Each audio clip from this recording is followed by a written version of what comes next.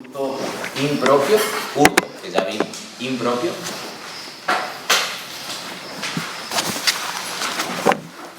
¿Y el hurto de uso?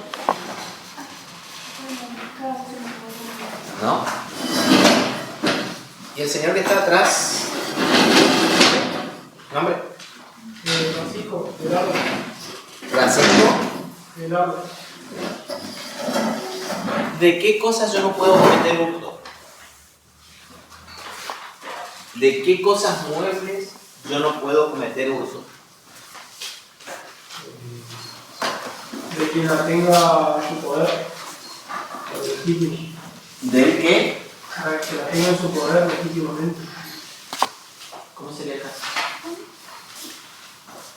¿Qué pregunta me hizo? ¿De qué cosas muebles yo no puedo cometer hurto?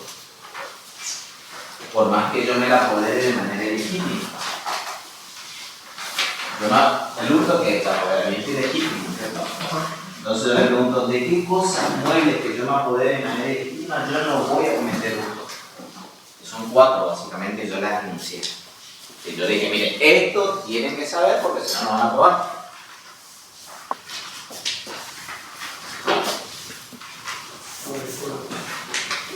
Mientras lo piensan, yo voy a poner un libro que sí o sí para la clase de el hurto de las cosas que no son de nadie. Yo no puedo cometer hurto de las cosas que son abandonadas. Yo no puedo cometer hurto sobre las cosas perdidas. Y yo no puedo cometer hurto sobre las cosas propias. Totalmente propias. Son las 4 cosas que yo dije, esto tienen que saberlo. Sí o sí tienen que saberlo, si no, no van a entender los casos prácticos que yo les voy a dar en el parcial. Entonces, yo no voy a poder cometer hurto por más apoderamiento ilegítimo que haga de una cosa. Entonces,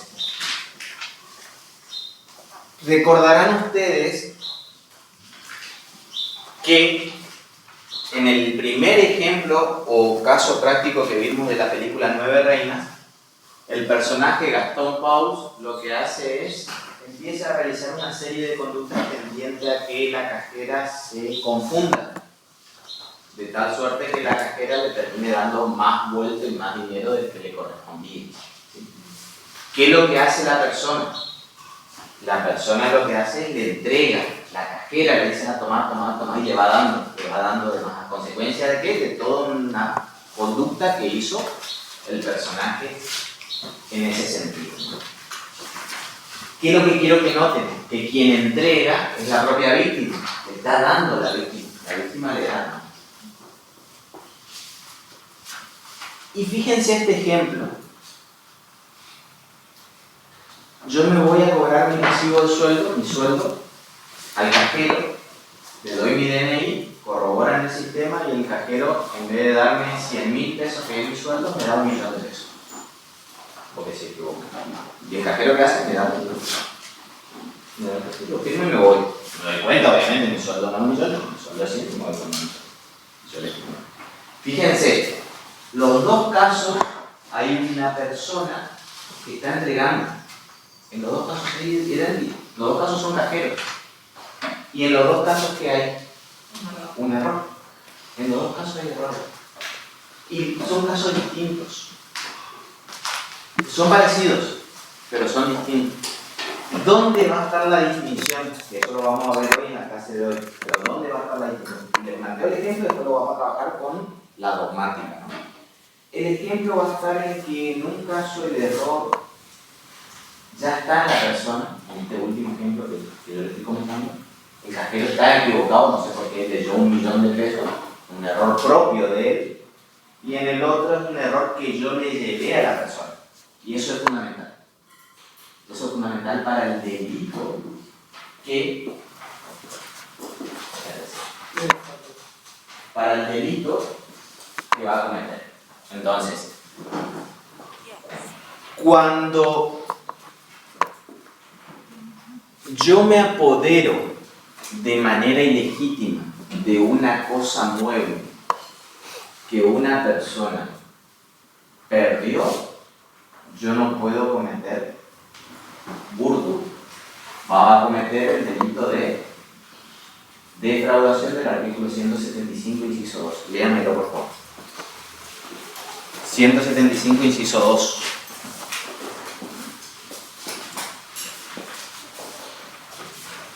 Es una forma de defraudación atenuada. 75, inciso 2. Está dentro de las estafas y es una defraudación atenuada. Dentro de las estafas y otra defraudación. Léalo. Artículo 175. Será reprimido con multa de 1.000 pesos a 15.000 pesos Inciso 2. el que se apropiare una cosa ajena, en cuya tenencia hubiere entrado a consecuencia de un error o de un caso fortuito. Yo entro y me apropio de una cosa ajena en la cual entré a consecuencia de un error. Esa es lo que está cometiendo el sujeto que va a cobrar el sueldo. Yo entro a consecuencia de un error en el cual está la persona. ¿Por qué le digo que en el primer ejemplo que yo le doy no va a ser ese delito? Porque no busqué el error. Entonces eso va a ser otro delito más grave. Exactamente, y eso le va a llevar a que sea una estafa propiamente dicho, no esta defraudación atenuada, entonces, que es uno de los elementos de la estafa. Entonces ustedes ya empiezan a tener una serie de elementos para poder distinguir figuras que son complejas, como son el hurto, defraudaciones, estafas. Ahora sí, para terminar de desarrollar el tema que quiero empezar, que es estafa y otra defraudación, y dar por terminado el tema, léanme por favor el artículo 168, que es la extorsión. El 168 solamente completo, lean, con la pena y todo. Artículo 168. Será reprimido con reclusión o prisión de 5 a 10 años el que con intimidación o simulando autoridad pública o falsa orden de la misma obliga a otro a entregar, enviar, depositar o poner a su disposición o la de un tercero cosas, dineros o documentos que produzcan efectos jurídicos. Esto se llama la figura de extorsión. ¿Sí? Artículo 168. ¿Qué es lo que quiero plantear? La problemática que ya la vimos cuando desarrollamos robo, solamente para que cerremos la idea que la mencionamos. Lo que sucede es que en la extorsión lo que hay es, mediante intimidación, yo obligo a una persona a enviar, a depositar, o, ¿cuál es la otra palabra que utiliza? Enviar, depositar. Depositar o poner a su disposición a la de un tercero cosas, dinero o documentos que produzcan efectos jurídicos. Obligar a la persona a depositar, a entregar o poner a disposición del sujeto un objeto. Dame tu billetera o te mato. Dame tu termo o te mato. Yo mediante qué estoy haciendo, la estoy intimidando a ella para que ella me cree el termo, para que ella ponga a disposición el termo. Eso sería técnicamente intimidar a alguien para que él la obligue a entregar, que es lo que dice el 168 en la extorsión. El problema que sucede es que el robo dice lo siguiente. ¿Qué es el robo? El apoderamiento ilegítimo de una cosa mueble, permítame su termo, una cosa mueble, apoderamiento ilegítimo de una cosa mueble, con fuerza en las cosas, que no es, porque estoy haciendo la fuerza necesaria en virtud de la cosa y no para romper una resistencia de la misma, o fuerza física, dice el Código Penal, y ahí está el problema, física, escuchen el problema, física, dice física el Código Penal. Antes decía física o intimidación, intimidación no está en el 164. Al decir fuerza física, parte importante de los autores requieren de que yo tenga que pegarle a otra, porque hacer violencia física para que haya robo. Si no hay esa violencia física, no va a haber robo, va a haber extorsión, dice. ¿Por qué? Porque la intimidación está en la extorsión y la violencia física en el robo. Pero sería tipo violencia psicológica. Eso no, eso va toda la extorsión. Entonces, que cuando yo le digo a ella, dame tu celular o te mato, y no le disparé, eso sería extorsión, no robo. Yo no comparto esa visión. Yo lo que digo es que acá en el robo está también la intimidación. ¿Dónde? Dentro del concepto de violencia física. ¿Por qué digo yo esto? Por lo que vimos en la clase última. Nosotros que estuvimos viendo en la clase última, el robo se agrava cuando uso armas. Y para usar armas no es que tendría que pegarle una puñalada a la persona, sino que es blandirla, como decía Sebastián Soler. Se agrava aún más cuando uso un arma de fuego. Y no es que tengo que estar disparándole a la persona. Si le disparo y le mato, eso va a ser 165. Ya está con miedo, entonces se hace más fácil. Claro, pero ya es parte del tipo penal y eso es un robo, no una extorsión. Es un robo agravado, digo yo. Entonces, yo no comparto la visión de esos autores, por eso trato de hacer el esfuerzo de dar los argumentos de por qué yo no comparto por qué. En primer lugar, porque mi titular de cátedra de penal 1, no de penal 2, piensa de la forma distinta. Dice que acá está la intimidación y acá no, solamente queda acá. Pessoa, por ejemplo, piensa así. Él, en virtud de los argumentos históricos de esa norma y porque se borró del Código Penal la palabra intimidación del robo, entonces dice, no, eso no quedó ahí. Pero sería solo cuando hay arma en medio. No, La intimidación. no, para mí no. Yo puedo decir, mira, si no me das tu celular te mato, porque te muelo a palo, también habría robo y voy a tratar de explicar después cómo diferencio yo el robo de la extorsión. Pero tenemos que hacer un esfuerzo en los que pensamos, la gran mayoría, eso sí es la gran mayoría, que en el robo también está la extorsión. Ese por un lado. Y a los fines prácticos, todos estos casos que les estoy contando son robos. En la práctica, justicia. O sea, nadie va a decir, che, esto es una extorsión. Dame tu billetera o te mato. Te tira la billetera, esto es un robo. Así se resuelve en la justicia, esa es la verdad. Pero más allá de la practicidad de cómo opera el sistema judicial, está bien, creo yo. Hay que fundamentar. Hay que fundamentar. ¿Y cuál es la discusión y cómo diferencio yo? Entonces, bueno, ¿cuándo va a haber extorsión? Entonces me preguntaría yo. Yo creo que la intimidación también está acá. No todo que sea contacto físico no va a ser robo, sino que cuando haya violencia física, psíquica, psicológica, también va a ser robo. La diferencia, hay tres teorías, pero yo le voy a explicar la que la única que considero con cierto argumento, es básicamente la diferencia cuantitativa en el tiempo. La diferencia del tiempo es lo único que lo va a diferenciar. En el robo está la inmediatez. ¿Entre qué? Entre la afectación al bien jurídico tutelado actual, la tenencia, y la intimidación. Y no, el sujeto pasivo no tiene tiempo para no realizar el qué, la conducta que le afecta al bien jurídico, básicamente el desapoderamiento, entrega la cosa. Porque o si no, ahora me mueren a palo. Distinto es cuando yo le digo, ¿cómo es tu nombre? Alejandra. Bárbara. Si vos no me traes mañana este termo, yo te mato.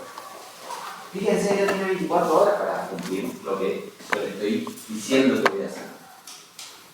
Yo le digo ahora, si vos no me entregas tu termo, yo te mato. Ella no tiene 24 horas. Ella ya es un momento. ¿Se entiende? Entonces, desde ese punto de vista, creo que la diferencia que va a haber entre el robo y la extorsión es una diferencia cuantitativa temporal.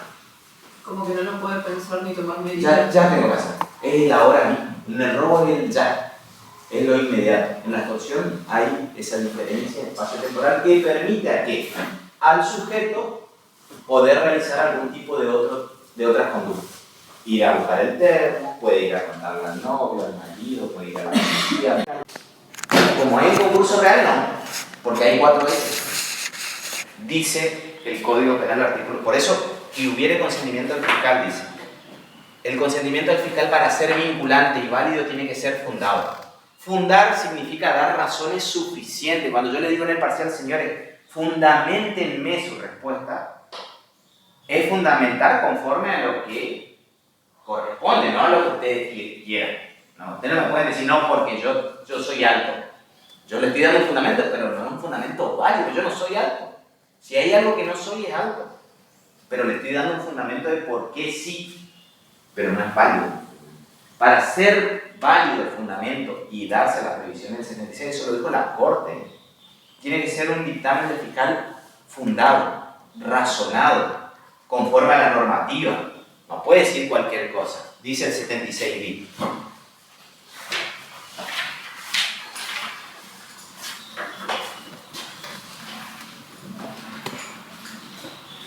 Dice el segundo párrafo. ¿Quién lee el segundo párrafo al 76 bis? En los casos de concurso de delitos, el imputado también podrá solicitar la suspensión del juicio de prueba si el máximo de la pena de reclusión o prisión aplicable no excediese de 3 años. Entonces, ¿puedo pedir la suspensión cuando hay un concurso? Sí, porque el segundo párrafo lo dice. Y el cuarto párrafo establece otra circunstancia, que es cuando las circunstancias del caso permitan dejar. Pero es mentira lo que dice la fiscal, que porque hay un concurso no es procedente. No es así. Porque el propio segundo párrafo dice que es procedente cuando hay concurso. En este caso ella podría haber dicho no, mire, porque el hecho del tío que le toca el pecho a la sobrina bajo estas circunstancias es un hecho tan grave que debe merituarse en un juicio conforme a la gravedad al daño producido a la menor, y podría haber dicho un montón de cosas. Y es vinculante. Y la fiscal hace bien su trabajo. Y por no hacer bien su trabajo, el superior tribunal dice, mire, usted no fundó. Es procedente de la suspensión. Permítame la vulgaridad por inútil. Y te están pagando el sueldo. Te van a hacer fiscal, te están pagando el sueldo. Y culpa de usted, que esta persona no tuvo un debate. Porque culpa suya no tuvo un debate. Porque merecía tener un debate. Merecía resolverse esto en un debate con una sentencia absolutoria condenatoria. Pero, desde el punto de vista mío, que yo era defensor, esto tendría que haber ido a debate. Porque no era un hecho menor. Era un hecho que debía debatirse. Y usted, puedo decirlo por inútil, que eso es lo que yo quiero que no sean ustedes. No quiero que sea yo inútil. No sé si me explico. Porque después van a ir a cometer esos errores o errores más graves. Y fíjense las consecuencias que implica. Porque implica que una persona sea condenada o que una persona no sea condenada. Porque se puede poner de un lado o del otro. Pero eso es lo que yo quiero que ustedes entiendan, la función que van a cumplir ustedes. Entonces, esta fiscal no fundamentó y dice el criterio hoy en día que el dictamen del fiscal es vinculante. O sea, si el fiscal dice no es vinculante, los jueces no te pueden otorgar la suspensión, pero si va a ser vinculante si está fundado. Por ejemplo, yo ahora, en un debate que yo tengo de lavado de activos, le digo, mire, solicito la suspensión. Mi cliente está lavado de activos, pero participación secundaria, por lo cual la pena, el mínimo no supera los 3 años y puedo, pero le pido la suspensión del juicio. Y el fiscal me hace un dictamen, largo o no largo, no importa, pero bien fundado. Dice, mire, en este caso, bajo las circunstancias particulares del hecho como se cometieron, es necesario que se debata y que se dirima en el debate, inclusive la participación de estos hechos de secundarios o intervención secundaria, porque va a llevar al descubrimiento de la verdad real. Y yo necesito saber qué intervención tuvieron estas personas, y la única forma es que en el debate se dirima. Y me trae jurisprudencia, fallo, tal. Entonces le digo al codefensor que tengo yo, mire, doctor, con el cual estoy interviniendo, yo no apelaría ni recurriría a eso porque está fundado.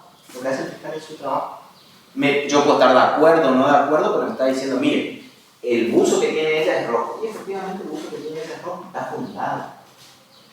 Y está haciendo bien su trabajo. Y le están pagando para eso. Está bien, te ganaste bien. Bienvenido al sueldo que le pagas. Bienvenido al sueldo. Pero ahí se cumpliría la ley, ¿o no? ¿Cuál? Y de que usted le pida una juicio de prueba. ¿La suspensión? Sí. Claro, mi pedido está conforme a la ley y por eso se le otorgó. El tío toca pecho, no fue a debate. Nunca se... En ese caso, profe, Sí. ¿qué fundamento pudo haber dado la fiscal para que no, Mire, no sea ese artículo? en este caso puntual, considero de que no debe proceder el Instituto de la Suspensión del Juicio de Prueba conforme a las circunstancias particulares de realización del hecho, porque es un caso de abuso sexual y es procedente en los casos de abuso sexual siempre el Instituto de la Suspensión del Juicio de Prueba. Pero este no fue un caso de abuso sexual aislado, sino que fue un caso donde primó una convivencia, un parentesco, una relación personal, el daño producido a la víctima, usted empieza a fundamentar un montón de cosas. Las circunstancias del caso. Por ejemplo, hay accidente de tránsito donde dice, mire, es procedente, pero este accidente, inclusive a veces se suele fundar, que yo considero que no es un buen fundamento, yo buscaría otro, en el estrépito fólico, o sea, la sensación que generó en la sociedad el hecho. Y suele ser el argumento para que te denieguen. Yo le buscaría por otro lado, porque buscar solamente la sensación me parece que no es un fundamento.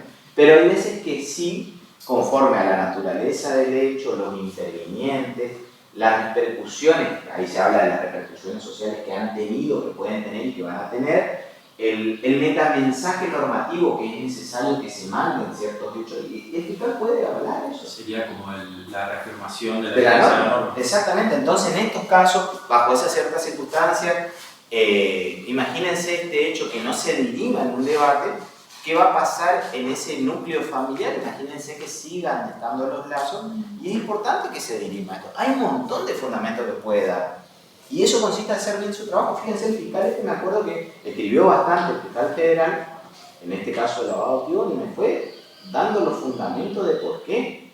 Entonces, él me planteaba que en los casos de lavado de activos es muy común la intervención de terceras personas, los hombres de paja, como se suelen llamar. Generalmente yo pongo propiedad en nombre de él, de esto y del otro, y es necesario saber qué tipo de intervención han tenido, si eran intervenciones conscientes, inconscientes, si sabían, si no sabían.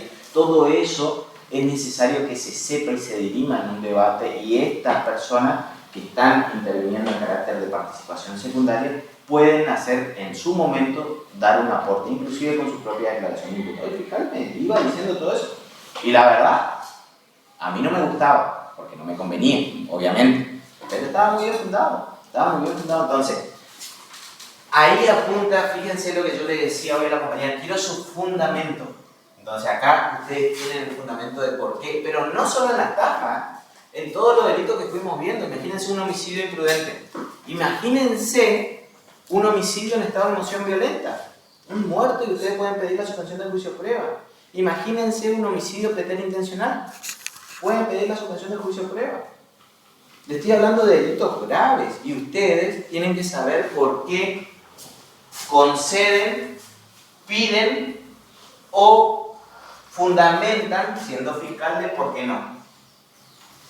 Porque los jueces no te pueden otorgar la suspensión cuando está fundado. Está fundado. Si el dictamen del fiscal es fundado, no es procedente el instituto de la suspensión. Entonces, ¿saben lo que es el concurso real? ¿Saben lo que está regulado? ¿Saben cómo se suma? ¿Saben que es procedente el instituto, inclusive aunque haya concurso real? ¿Saben de dónde sale la normativa?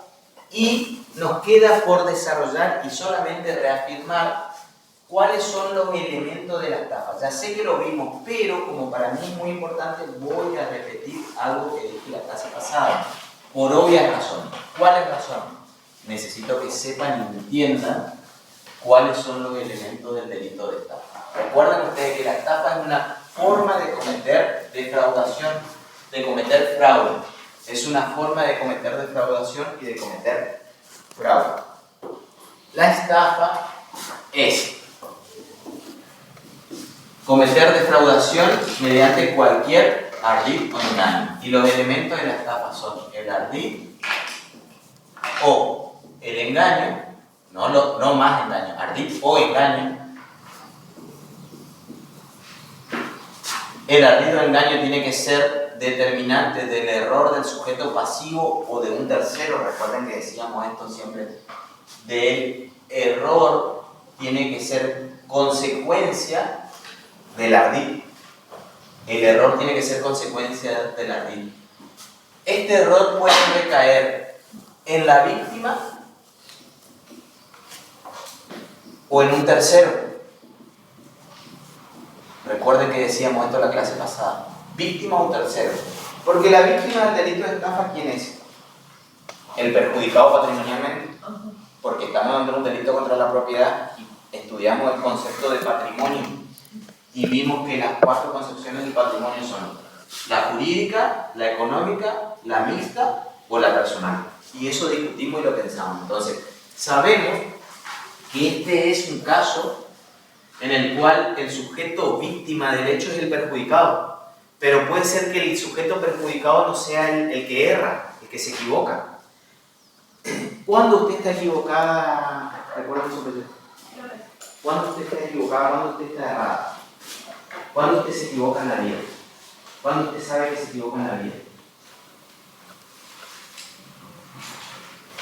¿Le pregunto? Algo, pero común fuera del derecho penal. ¿Cuándo usted cree que se equivoca en la vida? ¿Cuándo se equivoca en la vida? Cuando me va mal en algo. Cuando le van a los resultados, después analiza si es que le fue mal. Por ejemplo, ¿usted tiene novio? ¿No? ¿Tuvo novio anteriormente? ¿Nunca tuvo novio? Ah.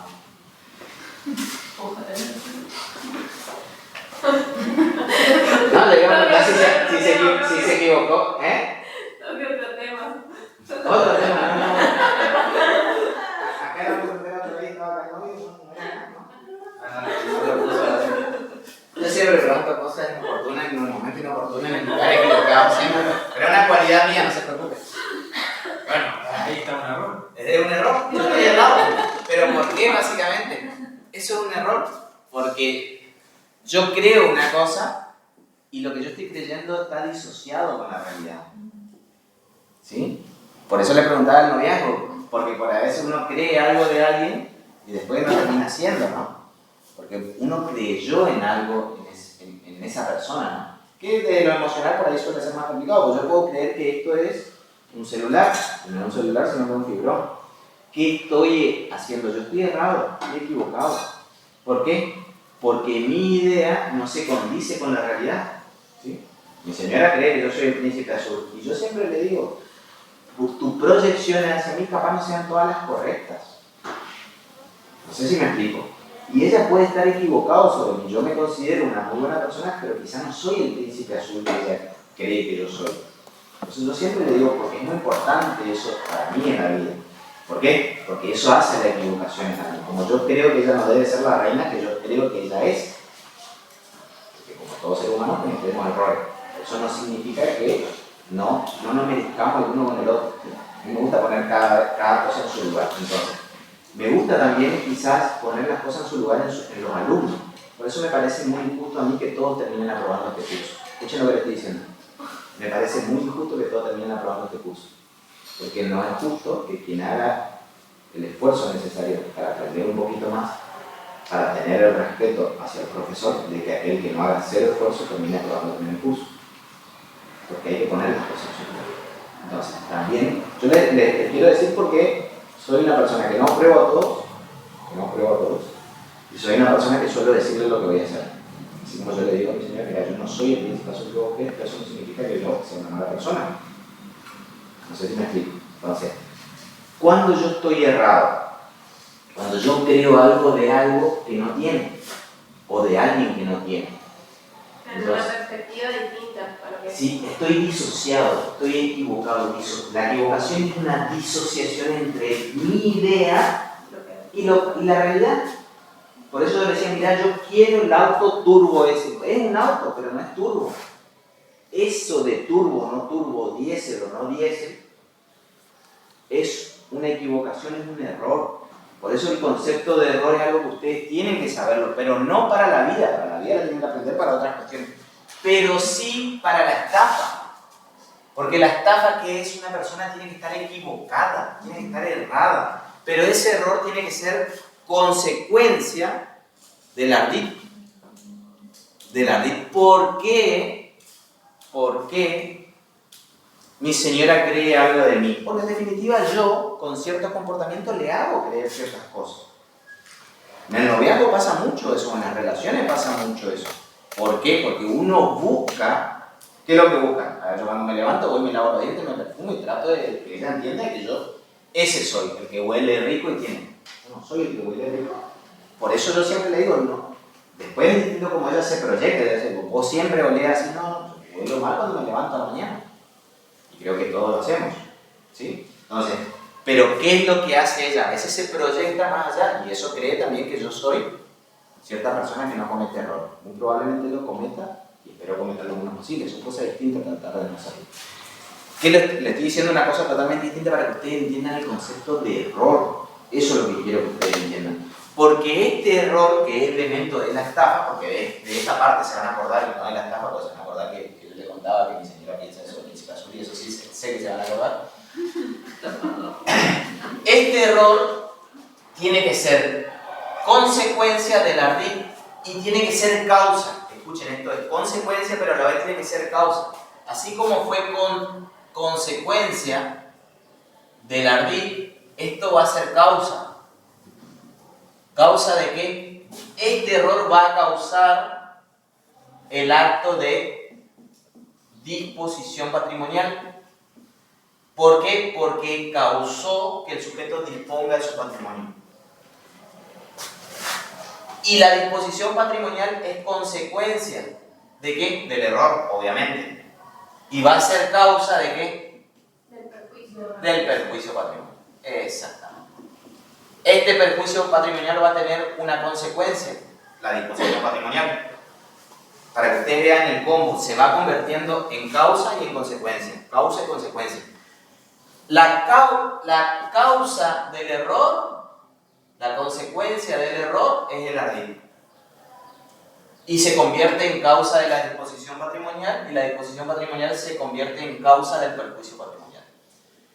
¿Cuál es el elemento central para poder distinguir? ¿Cuál es el elemento central para poder distinguir el hurto de la estafa? La disposición patrimonial. Este es el elemento central porque puede llegar a suceder que el sujeto entregue voluntariamente el objeto mueble, porque ese es el objeto en el hurto, por eso es el caso conflictivo, porque si no tendría que ser otro. El inmueble puede llegar a darse con la usurpación o con la estafa como criterio distintivo, pero tiene que ser una cosa mueble para el hurto. Entrega voluntariamente la cosa, pero si no lo hace con carácter dispositivo, porque esto es central. En la estafa, la entrega se hace con carácter dispositivo. ¿Cuándo yo lo hago con carácter dispositivo? Cuando entrego la cosa con carácter traslativo del dominio, agregan algunos autores. Estoy entregando mi celular para que ella se comporte como dueño. Ya le traslado el celular a ella para que ella use el celular como quiera. Distinto es cuando ella me dice, doctor, me presta el celular porque me olvidé el mío y necesito llamar a mi casa. Y yo le estoy prestando. Cuando yo le doy el celular para que ella llame a su casa, ¿lo estoy haciendo con carácter traslativo? No. Lo estoy haciendo con carácter precario para que yo lo use momentáneamente y me lo devuelva. Distinto fue cuando yo le di porque efectivamente ella me había dado $100. Como ella me dio $100, yo le di mi celular. Cuando yo le di mi celular, en ese momento, ¿en qué carácter le di? Traslativo, para que ella se lo lleve, porque yo ya me quedé con los $100. Había sido que los $100 eran falsos. Entonces ahí, fíjense, en los dos casos yo le entregué el celular. Yo le di la educación parcial, le entregó el celular. Y en ese caso, la entrega del celular fue en carácter dispositivo o no. Eso es lo que tienen que preguntarse ustedes. No, fue en carácter precario. Entonces, cuando ella llevó el celular mío y se lo llevó y fue en carácter precario, ¿qué delito va a haber? Hurto. Cuando yo le di con carácter dispositivo, ¿qué delito va a ser? Estafa. ¿Por qué? Porque se va a dar la calinata. ¿Cuál fue el ardid del engaño? La compraventa que él utilizaba mediante el pago de los $100.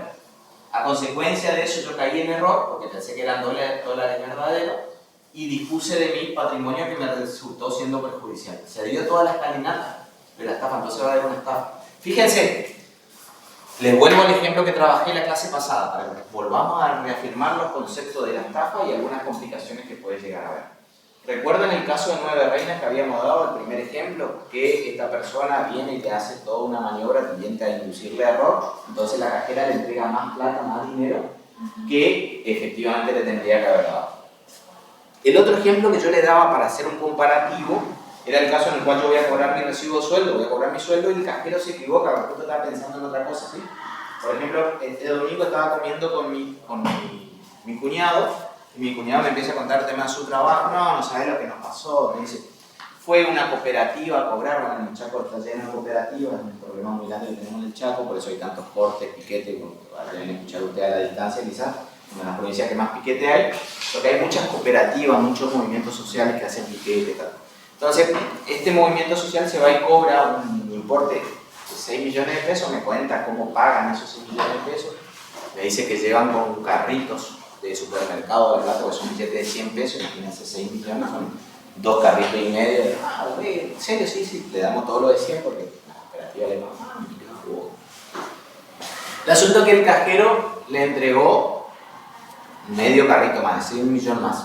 De pagarle 5.900.000, le pagó 6.900.000. ¿Por qué? Porque el anterior, en vez de traerle 5.900.000, le trajo 6.000. Ya el anterior le trajo los 6.900.000. Por error, el encargado de la tesorería le trajo 1.000.000 de más. El cajero, por error, también le dio 1.000.000 de más. Esta persona, ¿qué hizo? Se llevó 1.000.000 de pesos más. Esta cooperativa de todo. Fíjense lo que hizo la cajera del supermercado. Le entregó más plata al cliente. ¿Qué es lo que hizo el cajero? Imagínense que sea una cajera. Le entregó más plata al cliente lo haga. En los dos casos, ¿qué está haciendo el cajero? Le está entregando más plata. La pregunta es: ¿qué delito comete? Miren, en el primer caso va a ser una estafa. ¿Por qué? Porque la persona cayó en un error a consecuencia de que de un ardid que estaba utilizando el sujeto activo.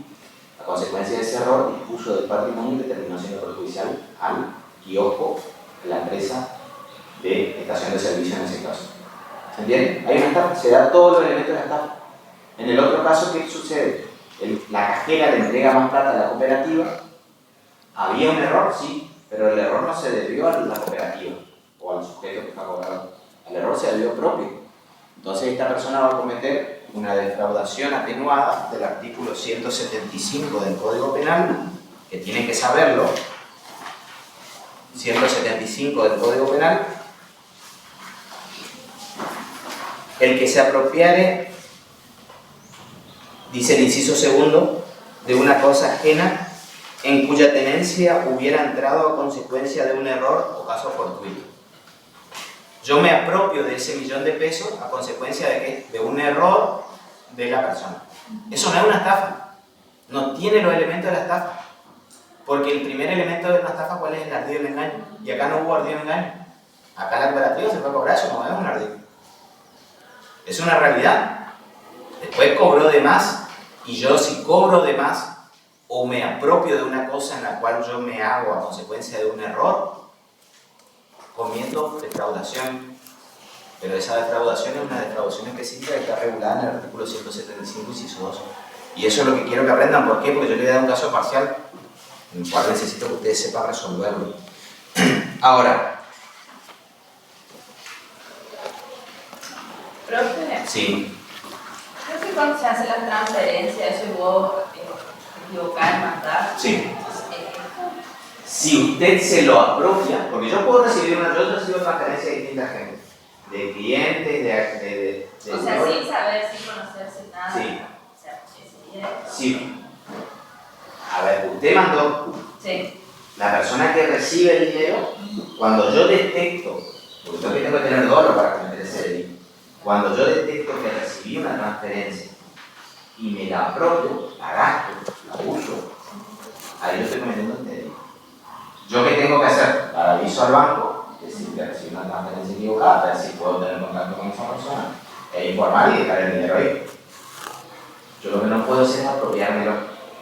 Profe, Sí. y si se apropian Sí. ese millón de pesos, Sí. me parece que la multa de 1.000 a 15.000 pesos no equivale para nada. No equivale para nada, pero la multa, la pena que tiene ese delito es multa. Esa era la pregunta que va a venir ahora. La pena que tiene es multa. Eso no significa que usted civilmente, el banco, no pueda ir a reclamarle civilmente la devolución de 1 millón de pesos. No sé. Y es más, hasta es probable que la persona pueda quedar detenida. ¿Por qué? Porque cometió ese delito. Tiene multa, está bien, pero lo pueden llegar a detener y en contexto particular para la identificación de la causa. Lo tendrán que liberar rápido, porque no tiene ni pena de prisión para que lo van a tener detenido, si no lo puede condenar a prisión. Es cierto, pero en un proceso de investigación para ver y recuperar puede tomar medidas, puede tomar medidas. Puede ordenar allanamiento, puede, imagínense, el banco da aviso a la fiscalía, puede dar un montón de medidas, puede pedir allanamiento, puede ver si efectivamente el dinero está en la casa donde fue. Esto pasa mucho. Inclusive cuando uno va a cobrar el cajero. Mi señora, por ejemplo, trabaja en una empresa que hace recolección de caudales y carga cajeros. Y cuando carga el cajero a veces se equivoca. Aparentemente no conozco bien el procedimiento, pero son unas cosas de metal donde ponen los billetes. Y depende de los billetes, son las cajitas donde se van cargando, son medidas distintas. No puede poner lo mismo el de 1000 que el de 500 que el de 200. Entonces después el que va y carga, el paquete de 1000, le pones el de 1000, el de 200, el de 200. Si te equivocás, después cuando vos pones sacar dinero, por ejemplo, si vos sacaste 500 y te tira billete de 1000 porque está mal cargado, mal configurado, y vos estás recibiendo más dinero a consecuencia de un error de alguien, que son las previsiones del artículo 100, y vos te vas con esos 1000 pesos y te lo apropiás y lo gastás. Y vos no hacer el procedimiento de tener que mirar, yo voy a ver eso, ¿qué tengo que hacer? Y hacer una exposición, decir, mira, a mí me pasó esto. Claro, sí, yo no pensé que era penal. Es penal, pero pasa. O sea, yo creí Pero pasa. que era como de daño nomás. No, es penal y es una defraudación. Y aparte el banco sabe todo. Sí. Porque el banco sabe quién retiró, a qué hora retiró y te quedaste filmado. Todo eso se sabe. Todo eso se sabe.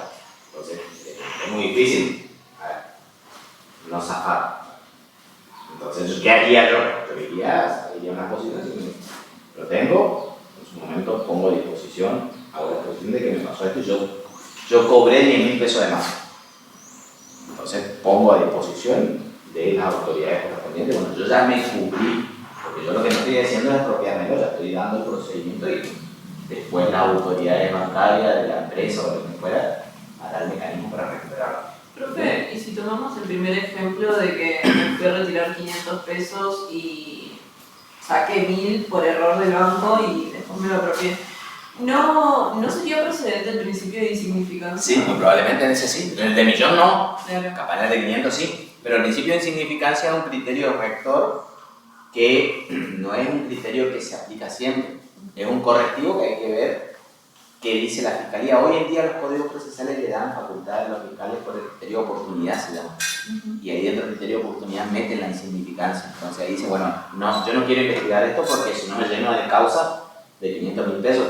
En papeles, nomás yo tengo este gasto, no le voy a hacer gastar esto a la justicia. Que un buen fiscal haría eso. Un buen fiscal fundamentaría y decir, mire, prefiero escribir durante 3 páginas que empezar a llamar testimoniales, porque yo le tengo que tener a este personal tomando declaraciones, tengo que hacer esto. O sea, ese es un buen criterio de un buen funcionario público, porque ser un buen funcionario público implica también pensar en esas cosas. Voy a tener un proceso, a la juez le voy a quitar 1 hora en un debate para ver si este caso. Claro, o sea, es criterio común también, o sea, mi tiempo también. No es que yo no quiera trabajar, pero hay veces que hay que tener estos criterios y hoy los códigos procesales nos permiten, y ahí traer el criterio de insignificancia. ¿A qué voy, Yasmín? El criterio de insignificancia es un criterio relativo, pero fíjese, conforme a su pregunta. Pero tiene pena de multa, nomás me dice usted. Vamos, primero, ¿su apellido? Benítez. ¿Cuándo prescribe la estafa?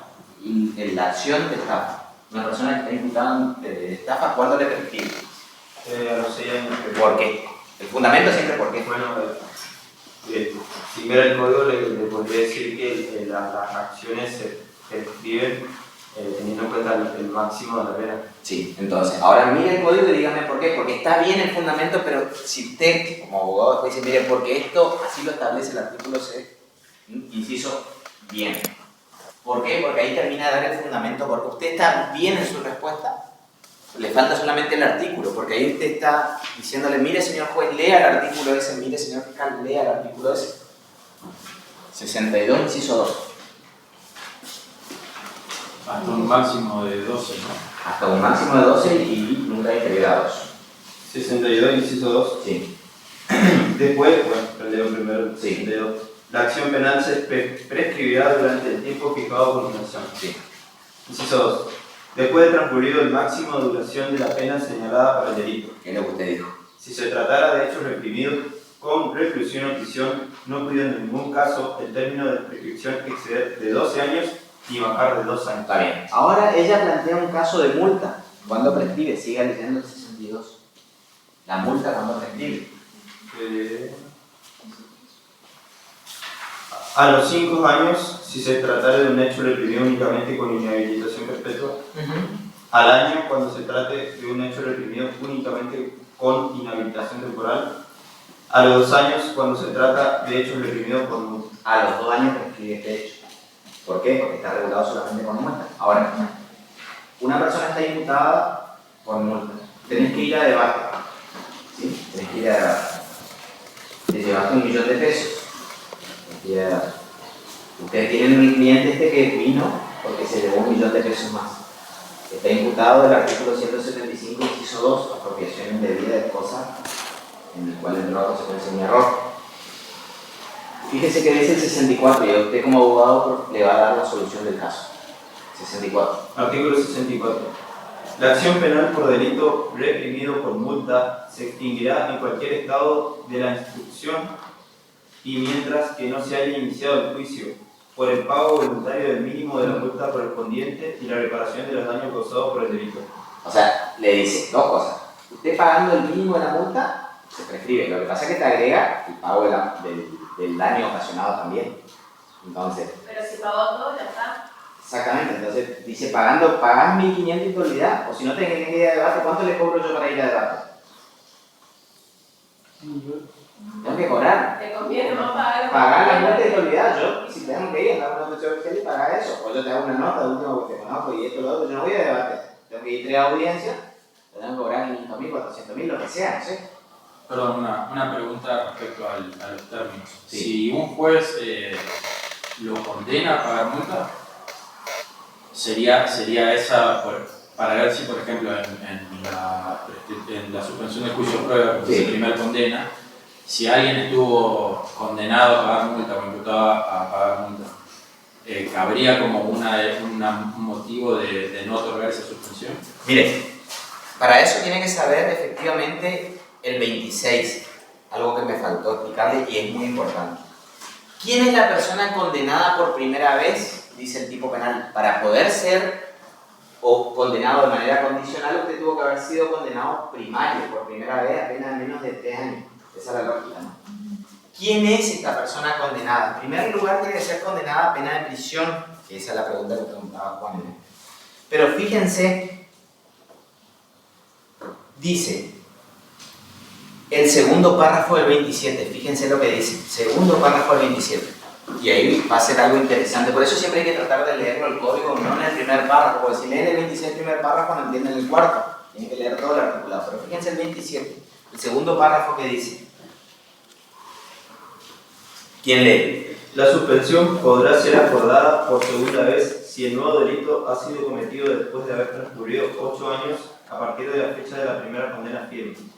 Este plazo se elevará a 10 años si ambos delitos fueran dolosos. Fíjense, yo puedo volver a ser condenado de manera condicional cuando, a pesar de haber sido condenado anteriormente, ya pasó 8 años y los dos delitos fueran imprudentes o alguno de ellos fuera doloso, 10. O sea, el primario es relativo, hasta para el Código Penal es relativo. Primario parecería ser que una persona que nunca fue condenada. ¿No es así? Si ambos delitos fueron dolosos. Si ambos delitos fueran dolosos, 10 años. Y si uno imprudente y el otro doloso, 8.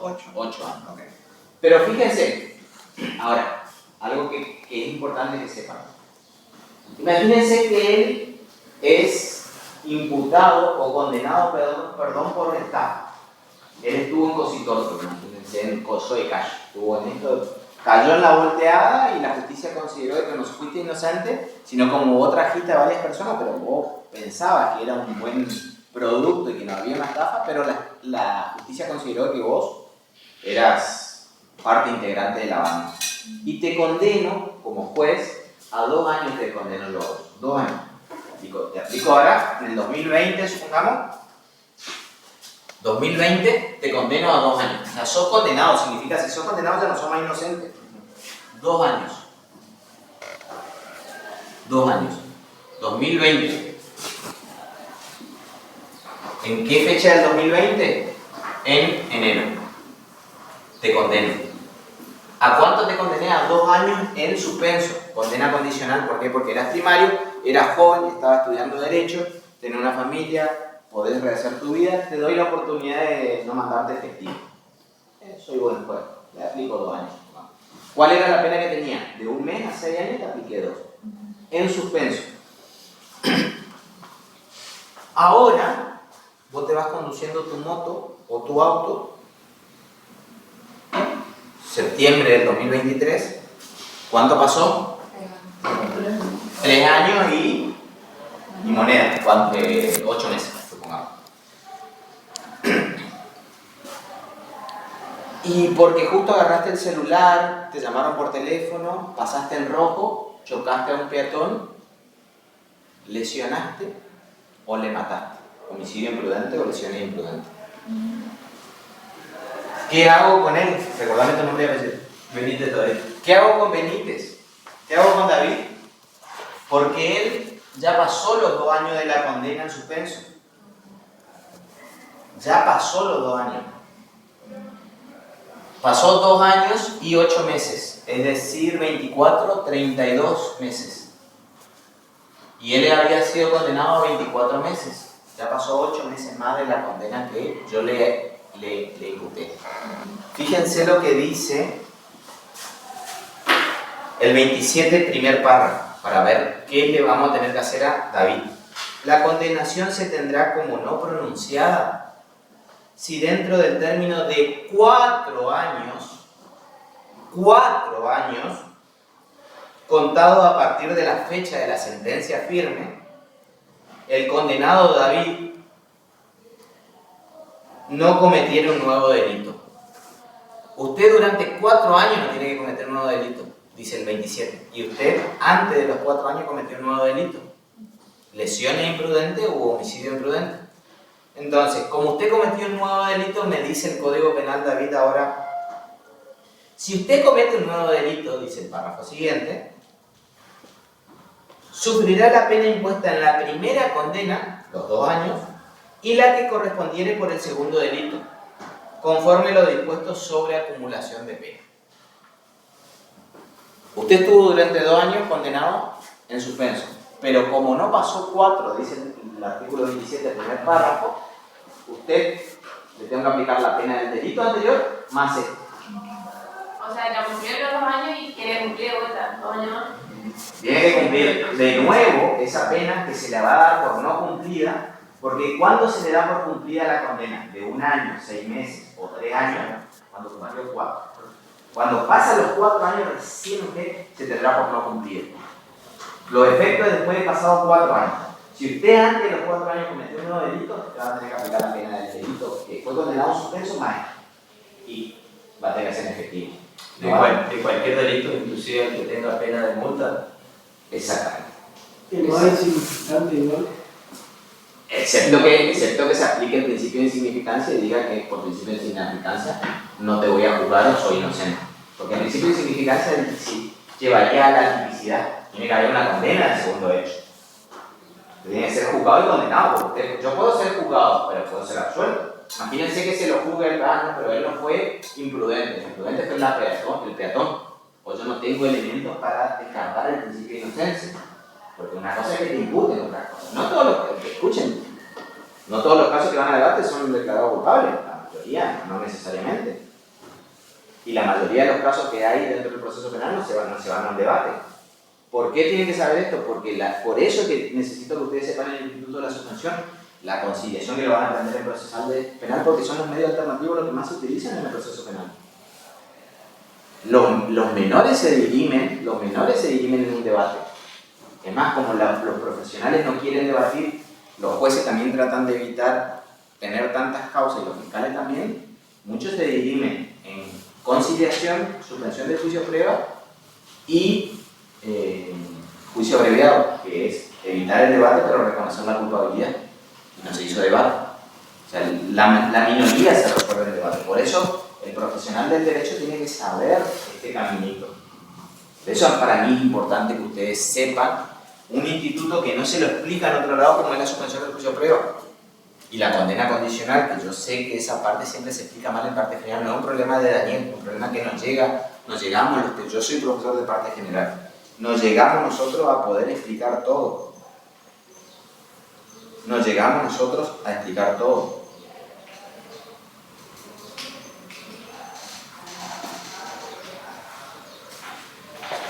Entonces, pero sí necesito que sepan esto. Fíjense lo que pasa cuando una persona está imputada solamente de pena de multa. Con el pago del mínimo ya se soluciona absolutamente todo. ¿Sí? ¿Qué tienen que ver? En el 173 del Código Penal, artículo 173 del Código Penal, están regulados todas las defraudaciones, o muchos casos de defraudación, no todas, muchos casos de defraudación. Y básicamente dice, sin perjuicio de la disposición en general del artículo precedente, se considerarán casos especiales de defraudación, no de estafa, de defraudación, dice. Y sufrirán la pena que él establece y empieza una enumeración en 16 incisos. Y acá, en esos 16 incisos, nosotros vamos a encontrar defraudaciones por estafas, por abuso de confianza o casos específicos de defraudación. Así hicimos el esquemita nosotros en la clase anterior. en el diagrama que habíamos hecho, ¿no? En el inciso segundo vamos a encontrar un caso de defraudación por abuso de confianza. ¿Qué se llama esto? Retención indebida. Este es el delito de retención indebida. Ya lo vimos nosotros, pero este tema yo necesito que ustedes lo sepan. Que las defraudaciones, estoy dando a modo de ejemplo, ¿no? El inciso segundo dice: el que con perjuicio de otro se negare a restituir o no restituyere a su debido tiempo dineros, efectos o cualquier otra cosa mueble que se le haya dado en depósito, comisión, administración u otro título que produzca obligación de entregar o devolver. Este es un caso de abuso de confianza. Yo le presto mi celular o le presto mi código penal a ella y ella no me lo devuelve en el tiempo oportuno cuando yo le pido que me devuelva. Eso es retención indebida. ¿Por qué no es una estafa? Porque acá yo le presté el código penal no por un error en el cual ella me hizo caer, sino que por la relación de confianza que tengo con Morón, yo le presté mi código penal porque ella me lo pidió y ella necesitaba. Y ella después esa confianza que tenía conmigo la derivó para lo delictivo. Y eso no es una estafa. Entonces, fíjense que le decía yo, en el abuso de confianza las relaciones jurídicas que se generan con el sujeto son válidas. Acá el préstamo que yo le di es válido.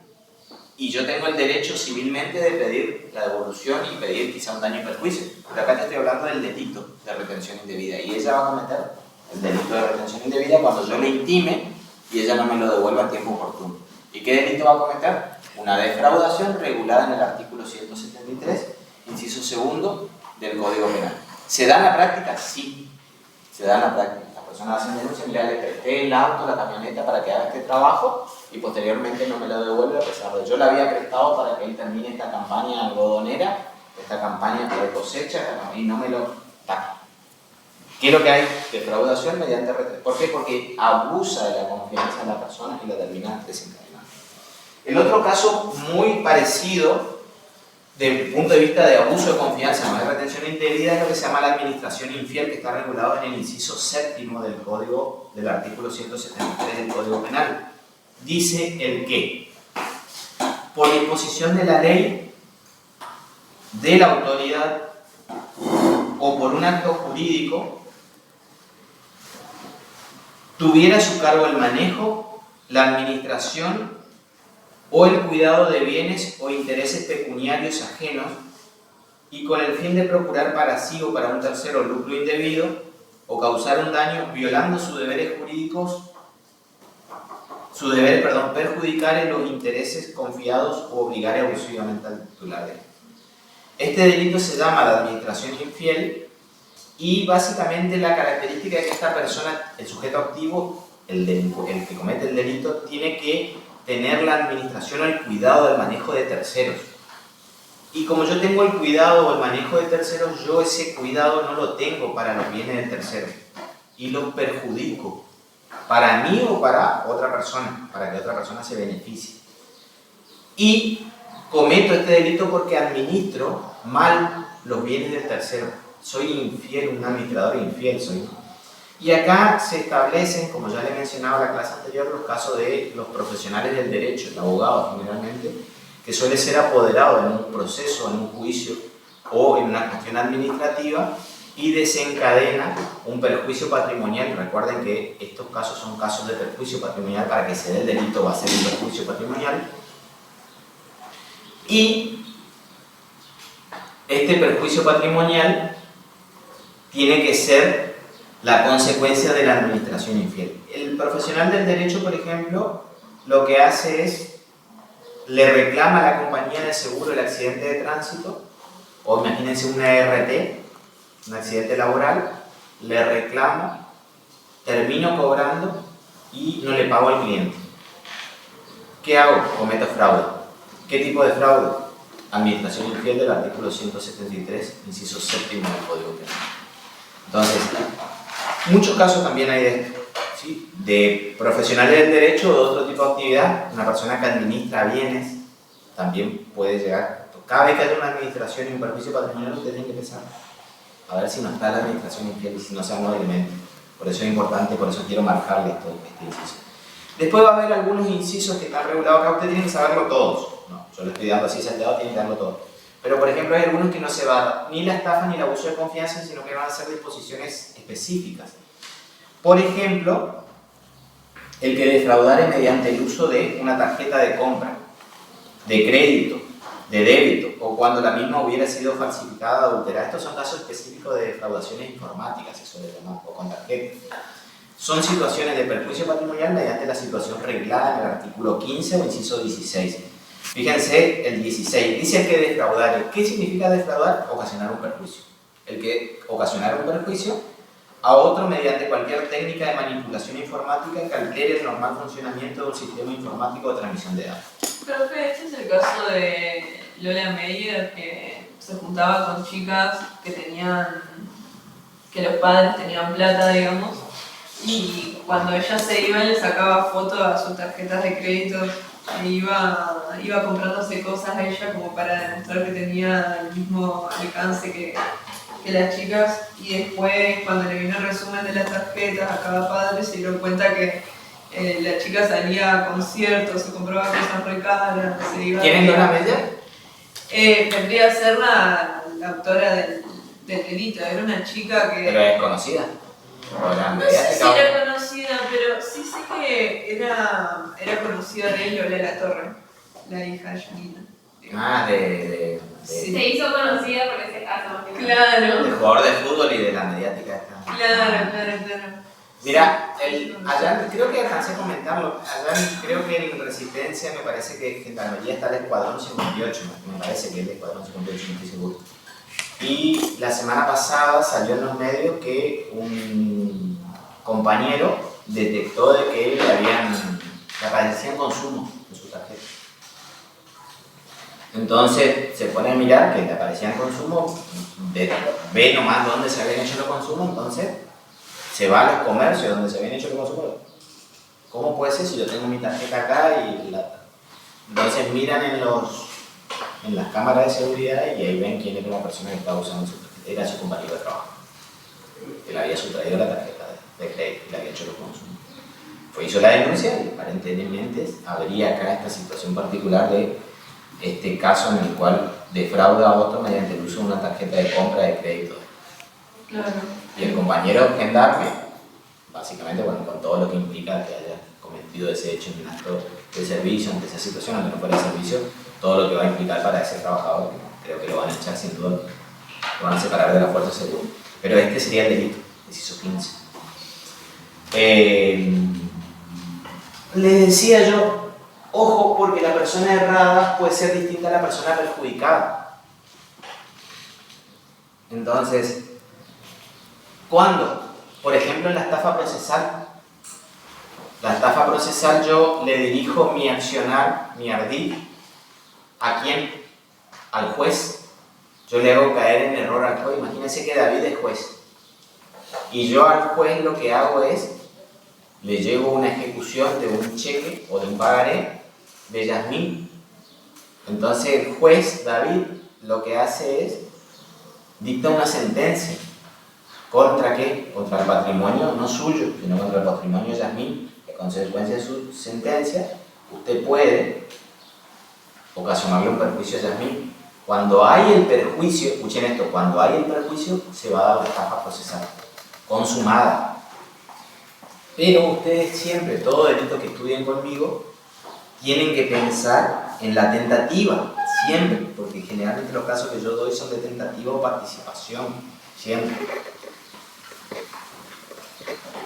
La pregunta es, David, ¿cuándo se va a dar la tentativa de estafa procesal? ¿Se puede dar tentativa de estafa procesal? O, pregunta mucho más amplia, yo le voy a preguntar específicamente esa, ¿se puede dar la tentativa de estafa? De cualquier caso. Y si la respuesta es sí o si la respuesta es no, ustedes siempre tienen que pensar ¿por qué? Entonces vamos a este caso, David. ¿Cuándo, si la respuesta es afirmativa, se va a dar la tentativa de estafa procesal? ¿Y cuándo no? ¿Qué tiene que pensar usted? El caso de estafa procesal, que es una estafa en triángulo. Triángulo, ¿por qué? Porque dirijo mi accionar a una persona que termina perjudicando a otra. Por eso se llama estafa triangular.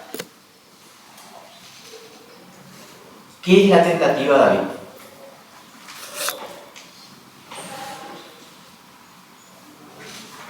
Porque para saber si hay estafa procesal en grado de tentativa, hay algo que tengo que saber. ¿Qué es la tentativa? Es el comienzo de la ejecución de un delito. Es cuando hay comienzo de ejecución del delito. Entonces la pregunta, David, es ¿cuándo hay comienzo de ejecución del delito de estafa procesal? En este caso estamos puntualizando en este delito de estafa procesal. Disculpe, ¿el artículo o el inciso de estafa procesal cuál sería? El 172 no tiene. Bien. Es una estafa común genérica el 172. Gracias. Cuando le realizo el pedido al juez de la ejecución de los cuando presento el documento solicitando, diría yo. Ahí es cuando comienzo a ejecutar. ¿Cuándo le presento?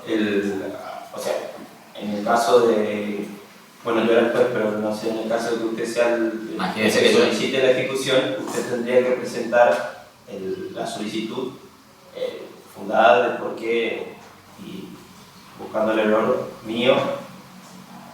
Imagínense que yo soy el autor, ¿no? Y cuando yo ya tengo falsificado el pagaré de ella, ¿ese no sería tentativa? Pregunta, cuando yo tengo la demanda redactada en mi computadora acá contra ella, ¿eso no sería tentativa? Cuando yo ya imprimí la demanda y ya la firmé, ¿no sería tentativa? Cuando yo pensé en cometer esta estafa contra Yasmín y le comenté a mi socio delictivo que íbamos a cometer la estafa, ¿eso no es tentativa? Son todo preguntas, no afirmaciones. Son preguntas. No, su respuesta era la correcta, pero yo le quiero preguntar por qué estos casos... Yo lo veo más como actos preparatorios. Bien, entonces, ¿por qué son actos preparatorios esto y por qué ese acto usted, entiendo yo, de manera correcta? ¿Por qué creo yo de manera correcta? Porque estoy compartiendo su criterio. No significa que usted esté correcto ni que yo esté correcto, sino que estamos siguiendo un criterio de parte de la doctrina, muy importante, que dice eso que usted está diciendo. Entonces, ¿por qué dice que ese acto de presentarle la demanda con toda la documentación falsificada recién es tentativa? Y que todos los actos anteriores, hablar con el socio, imprimir los pagarés, falsificarle la firma, redactar la demanda, imprimir la demanda, firmar la demanda, abrochar la demanda con toda la documentación, son actos preparatorios, dice usted, de manera correcta. ¿Por qué? Porque esos son preparatorios y cuando le llevo la demanda, es un acto de comienzo de ejecución. Yo creería que al presentar la demanda o el petitorio, digamos, sería el que, digamos, va a detonar la voluntad de la persona que va a dar, y ahí sería como el caso en el que se comienza a ejecutar. ¿Su apellido? ¿Levantó la mano? Gerardo. No, yo quería tirar una idea que era cuando el tipo de engaño, digamos, tiene una gravedad importante y eso hace que haga inducir a error a la otra persona. Sí, un error es un elemento del tipo. Lo que pasa es que ¿por qué él considera de que ese elemento de presentar la demanda, porque él agregó un dato ahora que no es técnico, sino que es fáctico? Él dice porque ese es el detonante, él agregó como que el dato detonante es la presentación de la demanda. Desde el punto de vista fáctico es correcto, pero ¿cuál es el argumento jurídico, Yasmín? Profe, ¿podría ser que ese documento es, digamos, donde se contiene el material de ardido engaño al que se lo quiere llevar al juez? Sí, lo que pasa es que el ardido engaño también estaba en la falsificación del documento. Pero este es el paso previo para hacerlo... Claro, para ¿y hacerlo cómo se llama eso? ¿Cómo se come? Como suelo decir yo, ¿cuál es el dato técnico que está dando vuelta ahí que me hace decir, sí, todo vamos a compartir, que quizás eso recién sea la demanda de estafa y la tentativa, ¿no? Porque ahí, ¿qué hay? ¿Cuál es el criterio para decir hay comienzo de ejecución cuando qué? Que es el dato que te faltó hoy, David. Está bien el comienzo de ejecución, pero ¿cuándo hay comienzo de ejecución? Cuando se puede cobrar. cuando se concreta, cuando está el plan concreto del autor. Ese es lo que falta. Cuando conforme a qué? Al plan concreto del autor y el sujeto que tuvo que haber hecho. Porque el plan concreto del autor hay un dato. Conforme a su plan concreto del autor hay un hecho que para el autor es el... Usted agregó la palabra detonante. A mí me gusta agregar la palabra usando a mi maestro el acto que va a producir la finalidad. Y yo para producir la finalidad tengo que haber llevado al juzgado esa demanda. Yo para cobrar el seguro no es suficiente con que yo queme el auto, sino que yo tengo que decirle al seguro, mire, a mí se me quemó el auto.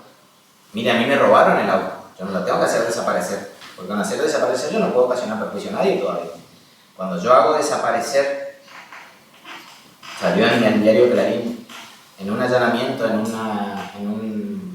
un desarmadero, descubrieron un vehículo y la persona todavía lo único que había hecho era ir a denunciar a la policía. Pero no es suficiente para estafarle al seguro denunciar a la policía. Yo tengo que denunciar a la policía y después llevarle el reclamo a la compañía de seguro para que la compañía de seguro me pague. Antes no le puedo ocasionar un perjuicio. Todos esos actos serían actos preparatorios. Yo ya quemé el auto, ya llevé al desarmadero. Son actos de malas intenciones, no digo que no, pero son actos como cuando estoy planificando, estoy falsificando el pagaré. Pero ojo porque le voy a dar esto en el parcial, Ojo porque le voy a dar en el parcial. Ah, no, esto no es delito, esto es atípico porque es un acto preparatorio. Listo, ya entendí que la persona sabe. ¿Por qué? Porque conforme al plan completo del autor. Entonces, ojo que el parcial, ustedes ya saben, ya conocen mi forma de dar parcial, así que van a rondar por ahí. Pero eso podría ser imputable a otro delito. ¿Cuál? Le pregunto. Falsa denuncia, sí. Cuando yo voy y denuncio falsamente que me robaron el vehículo, ahí cometo otro delito de falsa denuncia. Falsificación de documentos. Sí, lo que pasa es que para falsificar el documento tiene que haber un uso también, o el uso, o tiene que haber una potencialidad de perjuicio. Cuando yo solamente estoy falsificando, todavía no. No, pero en el parcial es suficiente poner es atípico porque es algo preparatorio. Sí, lo que sucede es que hay que ver los parciales. Yo, por ejemplo, al tener falsa denuncia, y si yo le dije que la persona fue y denunció, falsa denuncia sería lo correspondiente. ¿Qué artículo es la falsa denuncia? 245. Léame el 245 de ese pico correcto, porque está el 245 y el 275 me equivoco siempre, pero creo que el 245. ¿Llegamos a ver eso? Sí, porque a partir de ahí pasa, a partir de la clase que viene empezamos en educación pública. O sea, nos pasamos al 237 al 281. Se impondrá prisión de 2 meses a 1 año o multa de pesos 750 a pesos 12.500 al que denunciare falsamente un delito ante la autoridad. Fíjense, cuando usted denuncia algo falsamente, comete falsa denuncia 245. Y cuando usted va y denuncia, ¿qué es lo que le pasa en un proceso penal después de denunciar? Le llaman como testigo. ¿Sí? Usted denunció falsamente un hecho, ese es un delito. Después le llaman como testigo, y cuando le llaman como testigo, le dan 275.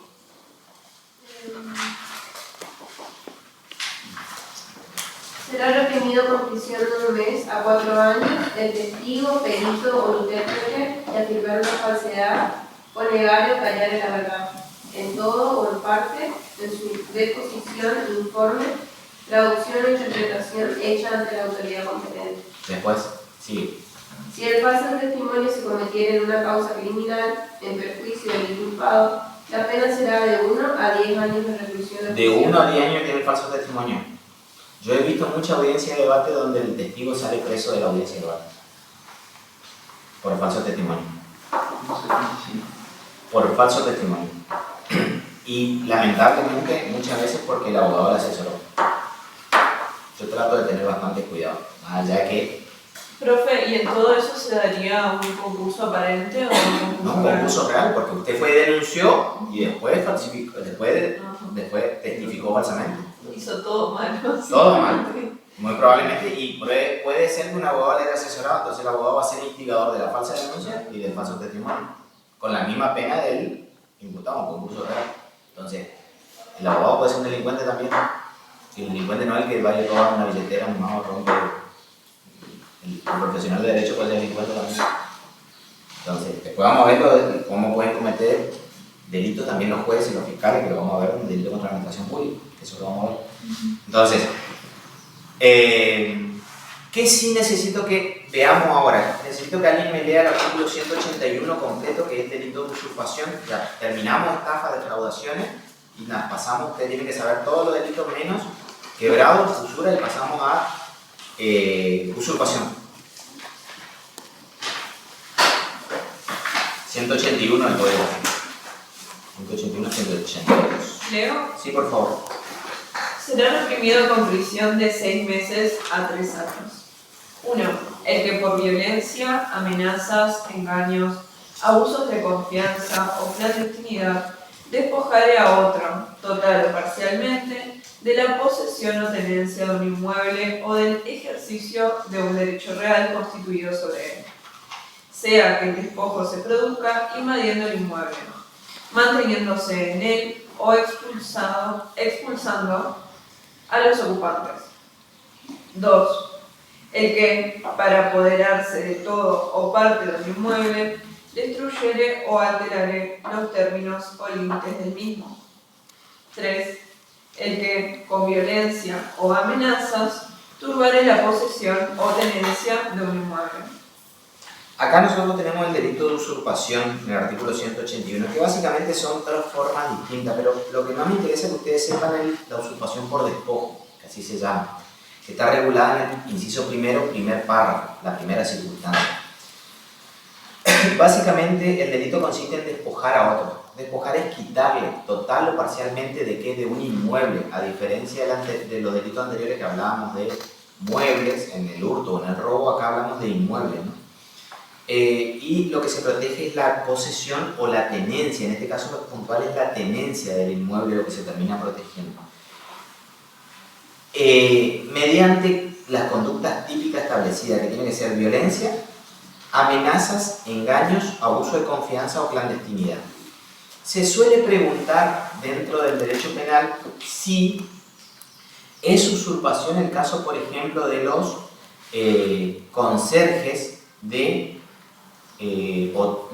departamentos, de edificios que tienen un departamento que le dan a ellos mientras están viviendo y cuidan, ¿no? Tienen para la casa de animales.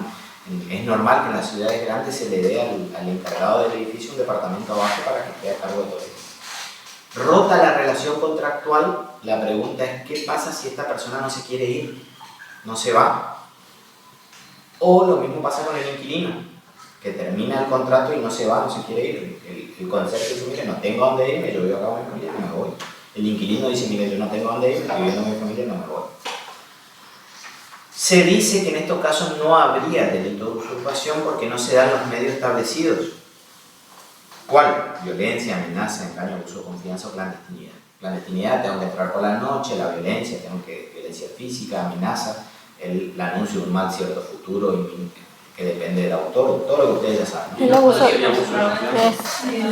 Para que se dé el tema del abuso de confianza, y ahí viene la cuestión en este caso, estos casos, se requiere que lo que tiene que haber es una intervención de título.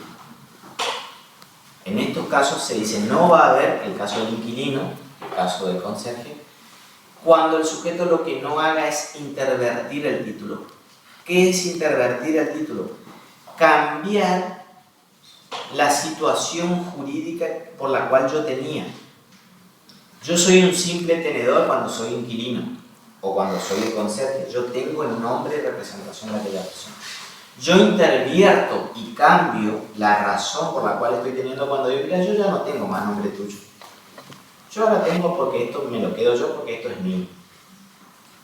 Yo le presto la casa, mira, yo ahora voy y hago los planos de mensura, saco los papeles de la municipalidad y entablo una demanda de prescripción adquisitiva.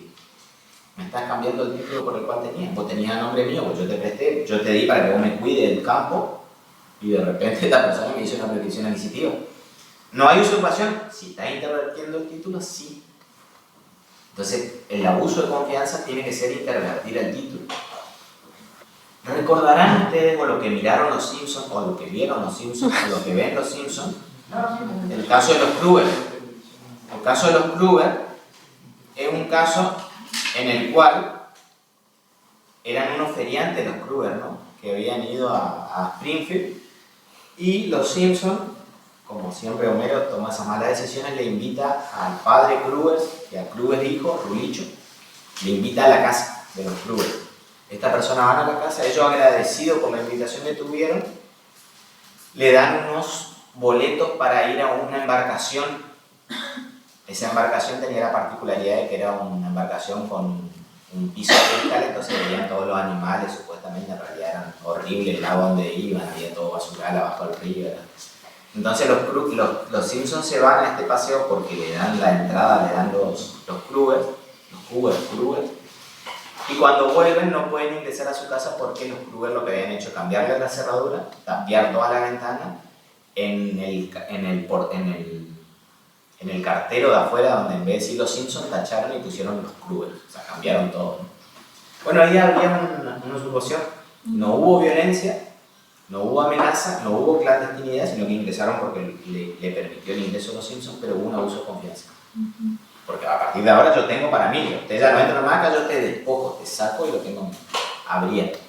Realizaron actos posesorios. Exacto, ya empieza a tener, y acá ¿qué habría, no? Los Simpsons después recuperan la casa, mediante un mecanismo donde Homero, porque ellos se van a vivir a la casa del árbol. Mientras tanto ven todo lo que hacen los Kruger ahí, te dan unas situaciones muy particulares. Muy linda para ver varios delitos que se van cometiendo ahí en el medio, porque los Kruger lo que agarran es algunos cuadros y empiezan a quemar dentro de un tacho ahí adentro. Entonces queman cuadros. Entonces la pregunta es, ¿qué es lo que hacen los Kruger cuando van quemando cuadros? Rompen el sillón de ellos, que estaban acostumbrados a vivir de una forma muy precaria, como en los parques. Entonces la pregunta es qué delitos van cometiendo ahí en el medio de los Kruger, ¿no? Es bueno mirar eso y ver qué delitos van cometiendo. Inclusive cuando empieza todo ese capítulo a ver qué delitos cometen ellos dentro de la feria, porque eran juegos amañados donde cobran dinero y no te dan premio y todo. Entonces hay que ver si no hay estafa, si no se va el ardid, el error. O sea, hay un millón de delitos. Casi todo el código penal que nosotros vimos está ahí. El asunto es que Homero, fíjense lo que hace, le dice a Rubén, mira, si yo logro acertar este hula hula, que en realidad es el aro este con la que se gira así, hace girar, yo tiro arriba la chimenea y emboco, ustedes me devuelven la casa. Y si yo tiro hierro, yo te firmo la escritura de la casa. Y ustedes son dueños totalmente. ¿En serio? Le dice los Kruger, sí. Entonces, acuerdan eso y Homero hace como que está por tirar el hula hula y ahora le dice, hola, ahora le dice, y entran todos los Simpsons a la casa y los Kruger quedan afuera. Entonces el hijo de los Kruger le dice, papá, te bailaron sabroso, dice. Perdí contra los mejores. Me acuerdo que dice Kruger, que era un gran delincuente, dice, perdí contra el mejor, contra Homero, también. Está muy bueno ese capítulo. La pregunta que yo me suelo hacer para pensar, porque la importante acá del derecho penal es si los Simpsons no cometen usurpación. ¿Por qué? Porque ellos, mediante un engaño, logran entrar otra vez en la tenencia de la cosa, que la habían perdido. Y recuerden ustedes que el dueño de la cosa puede cometer usurpación, por eso le comenté en su momento cuando comencé la clase allá, la clase 1 y comencé en propiedad, le dije, ojo, porque el propietario de la cosa puede cometer usurpación. Si yo al inquilino que no me paga voy y le saco todas las cosas, cometo el delito de usurpación. ¿Por qué? Porque le estoy despojando de la tenencia. ¿Quién es el tenedor? El inquilino. ¿Quién estaba teniendo ahí? Los Kruger. Yo tengo un argumento de por qué creo que no cometería usurpación, porque estaría recobrando inmediatamente la posesión o tenencia de la cosa, que es un derecho que te da el propio ordenamiento. El Código Civil te da el derecho de recuperar los actos inmediatamente posteriores al mismo. Yo puedo recobrarlo, así como yo no estoy diciendo que sea legítima defensa, creo que es atípico el hecho. Profe, entonces no estaría de alguna forma, no sería de alguna forma una causa justificada. No, para mí es atípica. Atípico. Para mí sería una cuestión de atipicidad. Este delito, uno de los problemas que presenta es cuándo se consuma y cuándo prescribe. Hoy decía David, mire, el delito prescribe cuando tiene el máximo de la pena. Entonces yo miro el máximo de la pena, a los 3 años prescribe la usurpación. ¿Por qué? Porque tiene una pena de 6 meses a 3 años.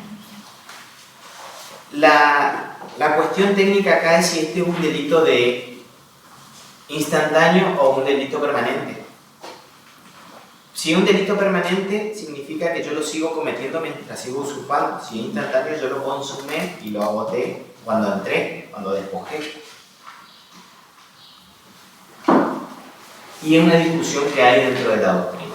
La doctrina mayoritaria y la jurisprudencia mayoritaria dice que es un delito instantáneo. Cuando yo despojo, a la medianoche de ese día se empieza a computar la prescripción de la acción. Pero hay parte de la doctrina que dice que no, que es un delito permanente, como sería la privación ilegítima de la libertad. Mientras yo la tengo privada de la libertad, se sigue consumando, es decir, no empieza a correr plazo de prescripción. ¿Cuándo empieza a correr? Cuando la persona recupera la libertad o se muere. Acá lo mismo, ¿cuándo empezaría a correr plazo de prescripción? Cuando la persona recupera su inmueble, o yo me voy de mí mismo. En Corrientes, el Superior Tribunal de Justicia de Corrientes dice que el delito de usurpación es un delito permanente, por lo cual no prescribe mientras se mantenga usurpado y no empieza a correr el plazo de prescripción. En Corrientes. Entonces, es un criterio a tener en cuenta. Yo le digo porque ahora yo estoy usando una causa de un Chaco. En el Chaco se considera que un delito instantáneo. Y yo estoy diciendo, mire, esto no está prescrito porque esto es un delito permanente. Bueno, vamos a discutir técnicamente. Yo considero que un delito instantáneo. Yo estoy en esa causa diciendo que es un delito permanente. Bueno, le voy a decir algo que le perjudica a mi cliente. Yo considero que es un delito instantáneo. ¿Sí? No significa nada, no tiene nada que ver lo que yo le hemos enseñado a usted acá. Lo que sí yo sé que como abogado lo tengo que saber que hay criterios y criterios, que hay jurisprudencia y jurisprudencia, que hay autor y autor. Y depende de lo que me conviene, voy a decir. En definitiva, usted es un mercenario, ¿no? Pero trabajo por la plata, como todos. ¿Sí? Me considero un prostituto del trabajo en definitiva, desde ese punto de vista, porque yo venía diciendo sí, se puede trabajar por la plata y quién no. Todos trabajamos por la plata, ¿no? ¿Qué hacemos por la plata? Son cosas distintas, pero bueno. ¿Se venda mejor por todos? No, pero tengo, justamente, si tengo este fibrón, yo no puedo ir a escribir con esto allá porque no me va a escribir, con este tengo que escribir allá. Lo mismo. Profe, no sé si usted vio una serie, no sé si es japonesa o coreana, que era de una abogada autista. Mi hija mira y llora cada tanto veces porque aparentemente bastante triste, porque nunca la he visto, pero sí mi hija Me hizo acordar eso, que ella tenía esos conflictos internos por querer hacer todo bien y al final toma la opción de favorecer al cliente, digamos, porque ella no quiere hacer... Claro, lo cierto es que hay algo que no puede hacer uno, ¿no? Porque me ha tocado ver una vez una persona que le hizo una recomendación al cliente y lo hizo desde el punto de vista de recomendación moral. Esta profesional del derecho tenía una tendencia o una creencia religiosa muy forzada y le recomendó una estrategia defensiva al cliente que para mí era perjudicial. Le decía que vaya y confíese en ciertas cosas, ¿no? Y uno está obligado a defenderle. Y defenderle, si bien no significa cometer delito, que ahí está mi límite para mí. Yo tengo mi límite es el delito, por eso trato de defender el delito. Entonces, ¿yo qué trato de no hacer dentro de mi ejercicio profesional? Estoy hablando yo, no estoy en lo correcto, moro. Yo trato de no decirle a nadie que vaya a cometer falsa denuncia. Conozco muchos profesionales en derecho generalmente que hacen familia donde le dicen, mira, anda y decirle que tu marido te hizo esto, entonces te lo sacas encima, y te lo saca el hijo y va a tener alimento y todo. Entonces, está cometiendo falsa denuncia y instigación. Falsos testimonios, trato de tener mucho cuidado, porque es muy común en los debates cuando uno habla generalmente con el cliente, mira, este va a ir a decir ciertas cosas. No quiero escuchar mucho, encargate vos, o sea, sé qué pasa, pero yo no quiero tener contacto, ni quiero que me vea el testigo, porque he visto después en la audiencia de debate, estoy diciendo bien, como que me miran a la va bien lo que estoy diciendo. Pará, estás cometiendo un delito hoy, me estás diciendo que yo te instigué, o sea, se nota, no se trata de tener mucho cuidado. O sea, cuando vos ya tenés ciertas prácticas, tratá de tener cuidado más cuando tenés pues muy bien señor, al defensor que te dio toda la letra ahí, ¿no? Trato de tener mucho cuidado, ¿no? Le digo, por ejemplo, asesoramiento que yo he dado, ¿no? A mí han ido clientes y yo le digo, mira, yo creo que en estas causas, esta causa particularmente creo que vas a ser condenado. ¿Cuáles son las alternativas? Mira, te van a condenar, la pena que tenés es de 6 a 15 años, en realidad de 6 a 30. Creo que te van a dar 2, 15. Ya más o menos el criterio de los jueces. Lo cual mi trabajo consiste en tratar de hacer todos los planteos, lo voy a hacer. Tenés la posibilidad de la parte recursiva tenés un 2% de posibilidad de hacer lugar, lo cual tenés un 97% que no. estadísticamente tenemos pocas chances, nulas, este juez te va a condenar, entonces usted me está diciendo, sí, te van a condenar. La alternativa son una que te condenan, te vas. Si te condenan a 9 años, vos tenés que estar 6 años preso y 3 años puedes sí, tener buen comportamiento. ¿Qué estoy haciéndole? Diciéndole como profesional lo que se le viene y lo que le va a pasar. Una de las alternativas que tenés es fugarte. Una de las alternativas que tenés es fugarte. Y si vos te fugás, tenés que saber que durante el tiempo que te condenan, por ejemplo, si tenés 9 años, vos durante 9 años no tenés que ser habido. Y después de 9 años sí prescribe la pena.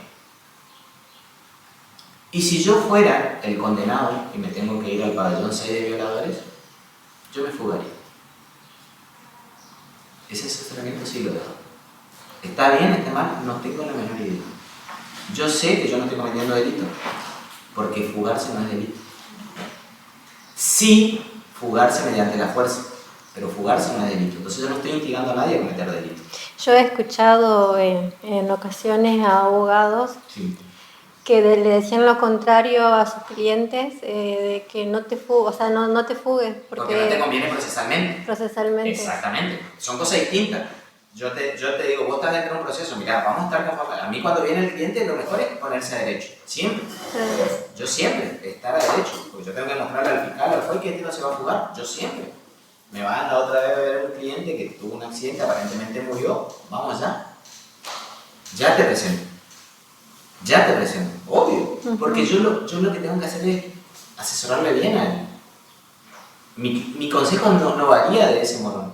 Yo estoy diciendo otro caso totalmente distinto. Extremos, digamos que... Un caso que ya fue condenado, que ya que ya fuiste condenado y tenés que ir a presentarte para... Ah, Que en muchos casos digo, mira, vos vas a estar en un buen lugar, son 6 años. Sí, pues. Yo te estoy diciendo esto, te vas a ir al pabellón 6 de violadores, donde muy probablemente el primer día te violen, y no 1, 2, 3. Estoy hablando de un tiempo que pasaba, eso era común, en ese lugar donde yo estoy diciendo, ahora ya no sucede tanto. Capaz no te vienen 6, capaz sea 1 nomás. Cuando el lunes y no el viernes. La pregunta es, ¿qué hago? Yo me pregunto, morón, siempre, ¿qué haría yo si yo soy el que me tengo que hacer? Yo me pregunto siempre eso y trato de hacer mi asesoramiento desde ese lugar. Si yo estoy ahí sentado, ¿qué me gustaría que me digan? A mí me gustaría que me digan las alternativas. Y a partir de ahí trato de ser muy cuidadoso, porque hoy me estoy sincerando con ustedes y sé que está mal porque son muchas las personas que están y cada uno puede pensar lo que quiera y no me interesa. Yo vengo acá a cumplir un rol y ese rol significa a decirle qué es lo que es delito, qué es lo que no es delito y después tener ciertas praxis o consideraciones en la práctica profesional. ¿Qué hace usted después cuando sea profesional? Lo hará usted y cada uno hará su recomendación. Pero yo he visto a profesionales del derecho donde le dicen, mira, vos andá y decís esto, y lo hacía por una convicción de cuestiones religiosas, asesoramiento. Y le perjudicaba al cliente. Hay una película que se llama El Veredicto, una película que es interactiva, que tiene 2 finales, uno de culpabilidad y otro de inocencia. Está muy buena, es una película alemana. ¿En dónde está? Estaba en Flow en su momento en Europa, dentro del canal Europa, y suele estar cada tanto. Le voy a pasar ahora porque Daniel Domínguez me pasó que le está pasando una charla de debate en la cual voy a estar yo también con mi alumno en sede central de esta película que yo les torturé a él. Y ese caso se centra porque un avión estaba por ir a caer en un estadio de fútbol donde había 200.000 personas, así el número, 50.000, 50 personas. Y un miembro perteneciente a las fuerzas tomó la decisión antes de que el avión impacte, que no tenía autorización todavía este funcionario policial de la Fuerza de Seguridad. Lo derriba y lo mata. Mata al terrorista y a todo el avión, todos sus tripulantes. Pero evita que mueran 50.000 personas. Y eso se debate en ese juicio. Muy lindo debate, muy bien planteado. Y en parte, entre la discusión de la Fiscalía y la Defensa, la Fiscalía dice que los principios son inmutables. Y los principios no están para romperse, principalmente en el derecho. Los principios son inmutables. Entonces la Defensa le plantea en un caso hipotético, Dentro de los principios, señora fiscal, están decir la verdad y no mentir. Efectivamente, no hay que mentir. Eso es uno de los principios, no hay que mentir, le dice la fiscal. Entonces le hago una pregunta que lo hizo Kant, le dice el defensor. Brillante esa película. Imagínese que un asesino va y pregunta dónde está su hija, porque la quiere matar. Y le pregunta si su hija está en su casa, y su hija está escondida ahí en un placar. Si usted dice la verdad, su hija le mata. Y si usted no dice la verdad, su hija no le mata. ¿Qué haría usted? Le pregunta el defensor fiscal. Porque los principios están armados. Sería usar astucia ahí más que nada. Me pareció brillante todo lo que se discutió en esa película. Entonces, la fiscal pegaba muy duro, porque también le dijo al defensor y al imputado, ¿qué haría usted si en el avión hubiera ido su hija? Que también son cuestiones distintas, porque él puso en la balanza 50 a 100 personas, 50.000. Pero si en el avión hubiera ido su hija, ¿cuál hubiera sido su decisión? Que eso lo planteamos con Daniel, que él le dice que no es una cuestión jurídica. Yo creo que el abogado tiene que estar para cuestiones jurídicas, pero también para cuestiones de impacto, tanto para el juez y mucho más para lo que se viene, para ustedes más que para nosotros, aunque para mí todavía soy un poquito joven. También en el juicio por jurado, donde uno tiene que tener esta capacidad de decir cómo yo logro revertir el argumento, porque lo que decía la fiscal era correcto, pero lo que decía el defensor para muchos también mentiría. Y en un contexto particular, yo miento en algún contexto particular. Para mantener la felicidad de mi familia, de mi mujer y todo, yo he mentido. Yo sé que quizá ella también en un momento particular. Y capaz yo creo que usted en algún momento mintió, porque no todos decimos la verdad en todo momento. Entonces me parece brillante esa película desde ese punto de vista, para mí. ¿Qué otro delito tiene que saber? El delito de daño, que está regulado en el artículo 183 del Código Penal, y quién me lo lee, por favor. Y con eso terminamos y los libero. Después tiene que saber la excusa absolutoria del 183, tiene que saberle, ya lo leímos en varias clases, ¿no? Por otras cosas. Pero el 183, ¿quién me lo lee, por favor? David, léamelo usted. 183. Artículo 183. Será reprimido con prisión de 15 días a un año el que destruyere, inutilizare, hiciere desaparecer o cualquier modo dañare una cosa mueble o inmueble o un animal total o parcialmente ajeno, siempre que el hecho no constituya otro delito más severamente penado. Bien. ¿Daño agravado después? En la misma pena incurrirá el que alterare, destruyere, inutilizare datos, documentos, programas o sistemas informáticos, o vendiere, distribuyere, hiciere circular o introdujere un sistema informático, cualquier programa destinado a causar daños. Un virus viene a ser. Ese no es el agravado, sino que es el informático, el daño informático, y después viene el agravado. Artículo 184. Sí. La pena será de 3 meses a 4 años de prisión si mediare cualquiera de las circunstancias siguientes. Inciso 1. Ejecutar el hecho con el fin de impedir el libre ejercicio de la autoridad o en venganza de sus determinaciones. 2. Producir infección o contagios en aves u otros animales domésticos. 3. Emplear sustancias venenosas o corrosivas. 4. Cometer el delito de despoblado y en banda. Ejecutarlo en archivos, registros, bibliotecas, museos o en puentes, caminos, paseos u otros bienes de uso público, o en tumbas. Signos conmemorativos, monumentos, estatuas, cuadros u otros objetos de arte colocados en edificios, lugares públicos. O en datos, documentos, programas o sistemas informáticos públicos. 6. Ejecutarlos en sistemas informáticos destinados a la prestación de servicios de salud, de comunicaciones, de provisión o transporte de energía, de medio de transporte u otro servicio público. Todo eso está dentro del capítulo de daño y básicamente el delito consiste en destruir o en utilizar una cosa, que acá puede ser cosa mueble o inmueble, a diferencia de la división que veníamos haciendo entre usurpación, robo, hurto, que una cosa era mueble y el otro era inmueble, acá puede ser mueble o inmueble. Y se dice que lo que se requiere es la modificación de la sustancia de la cosa. Por eso se suele decir que no encuadra en el delito de daño una mera alteración sin producir la modificación de la sustancia. Desinflar la rueda del vehículo se suele decir que no es daño, sí pincharlo. O sea, aquello que lleve poco esfuerzo en la restitución al estado anterior no sería daño. Se suele decir que una simple pintada de una pared no encuadraría en daño, cuando es tan fácil sacarlo, excepto que sea una pintada totalmente modificatoria de la estructura anterior.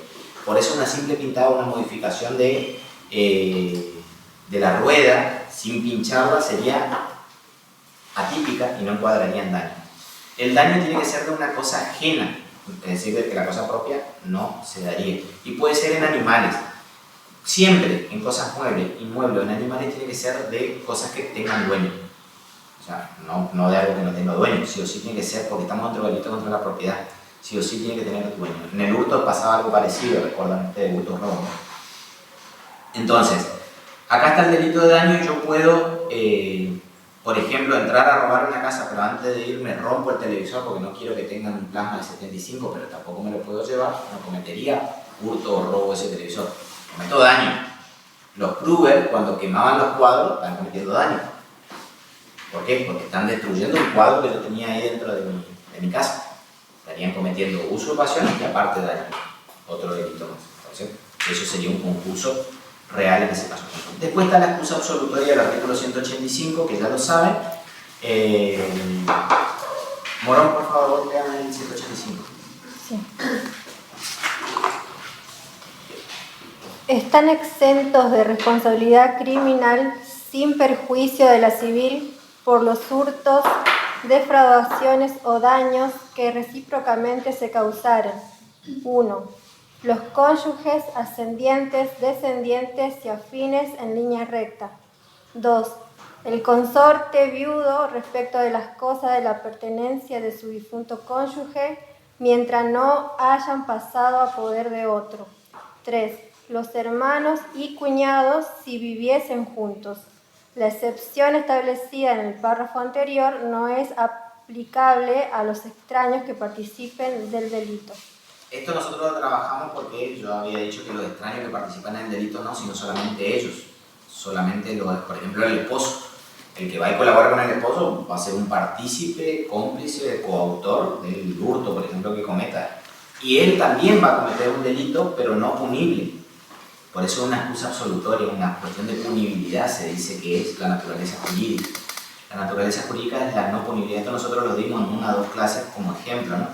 El comedido, porque yo decía, el comedido siempre sale mal. El que no va a ser penado ahí es el autor, el hermano conviviente, el cónyuge, el viudo, pero no la persona que va y colabora. Ellos nomás no van a hacer. Y de algunos delitos solamente.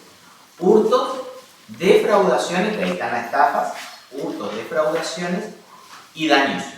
No robo, por ejemplo. Robo no, porque ahí hay fuerza o violencia, eso no. Se finí. Una consulta rápida que es saqueo. ¿Los saqueos tienen su propia regulación? No, son robos. Y cuando hacen, por ejemplo, lo que se dio ahora hace poco con daños... Puede ser, el saqueo se puede llegar a dar como agravante por la cantidad de sujetos intervinientes, porque puede ser aprovechando un infortunio particular. Recuerdan que el hurto se agravaba por el hurto calamitoso, aprovechando el infortunio particular de la víctima, dice el 163, un hurto agravado. El robo puede ser también, imagínense un camión que se cae en la ruta y se empiezan a llevar la gente, que puede ser un parecido al saqueo, ¿no? Sí. Sería básicamente un robo agravado por el infortunio particular, básicamente. Fíjense, el otro día un abogado de una compañía de seguros me llama y me dice: ¿qué hago, Sergio? Porque me están planteando que quieren cobrar una prima a consecuencia de unos saqueos que hubieron en Resistencia. Y nosotros no tenemos asegurado el saqueo. Viene en virtud de su pregunta. Nosotros no tenemos asegurado el saqueo. Nosotros tenemos seguro contra robo. Bien, ahí entendí yo la pregunta recién. Entonces yo le digo: Gustavo, mirá, yo no conozco el delito de saqueo porque no está. Lo que está es el delito de robo. Y el saqueo es un robo, bajo ciertas características que se puede dar como agravante, pero es un robo, efectivamente. A ver, un segundo.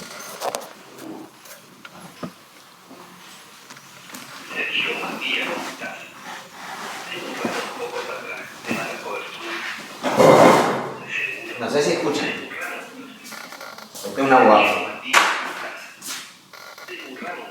para el tema de las coberturas de seguro, nosotros tenemos incluido lo que es el saqueo. Hemos incluido el saqueo ese. Técnicamente, desde el punto de vista del tipo penal, cuándo el robo y cuándo el saqueo, cuándo el robo, cuándo el uso, cuándo se cataloga o se configura el saqueo.